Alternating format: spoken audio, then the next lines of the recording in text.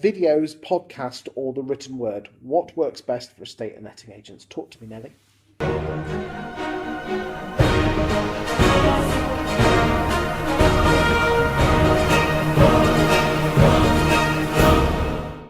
Well, that's an interesting question.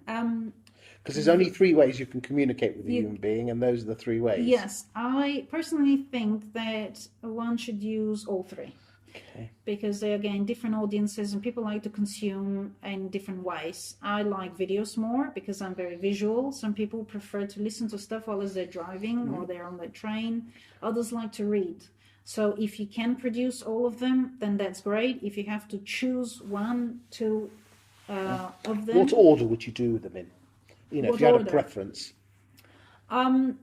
Generally, in the UK, the majority of people are used to written content. So I would start with that because you know that you're going to reach the highest number of people that will consume it.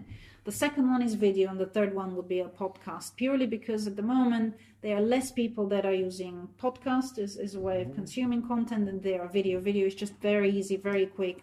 You can very quickly upload it onto Facebook, onto YouTube. You can put it on your website.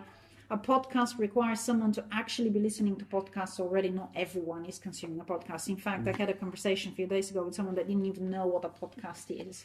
So I think that that's something that is growing.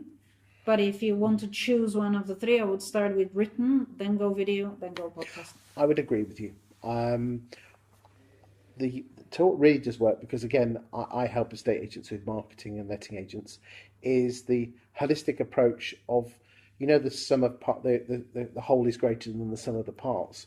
As soon as you do, but like written word and video, and then combine them, yes, the whole is greater than the sum of the parts. It's just amazing. Yes. I think, in fact, I've got one client that does all 3.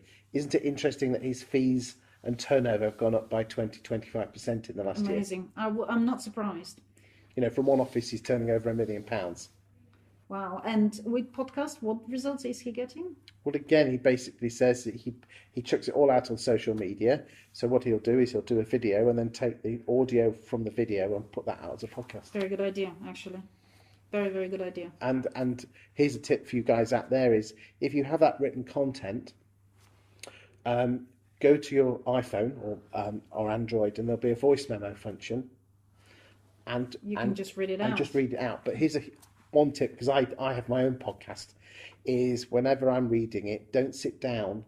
What I tend to do is I hold the mobile phone up to my mouth. So I hit the word record with my piece of paper, and I go for a walk, and I talk the written word out. Well, as you're walking. And that creates a more natural, upbeat feel than sitting there and saying, hello, my name is... Very good tip. There you go. Good stuff. I should have been asking that question. Well, we're all in it together. Thank you very much for that. Thank you, Cheers. Chris.